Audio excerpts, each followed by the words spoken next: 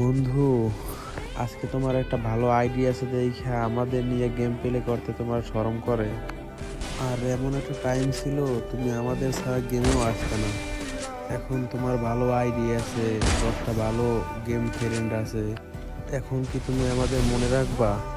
মনে রাখার তো কোনো কথাই না। খারাপ টাইম আসলে আপন মানুষও করলি মেরে, তুমি তোমার বন্ধু ছিলা। আমি তো ভাবতাম তোমাদের বন্ধু, কিন্তু আসলে যে তোমরা ছিলে নির্যাতক এটা তো আমি Double কখনো ভাবিনি।